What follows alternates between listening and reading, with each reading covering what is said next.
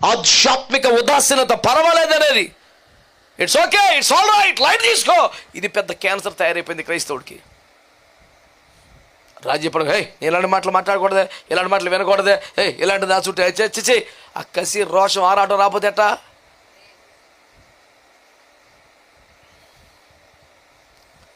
పరిశుద్ధత కోసం పరితపించే మనసు రాకపోతే బిడ్డలారా డేంజర్లో పడిపోతావు.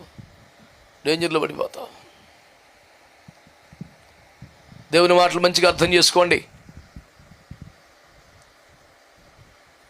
నువ్వు మారు మనసు పొందావు, దేవుని ఇంట్లో పుట్టావు, దేవుని సంఘమనే ద్రాక్ష తోటలో నాటబడ్డావు.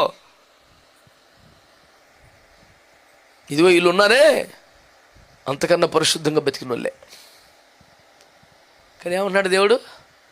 అది గొమొర్రా పొలములో పుట్టింది, అది సొదొమ ద్రాక్షవల్లి, దాని పండ్లు కారు ద్రాక్షలు, చేదు పండ్లు.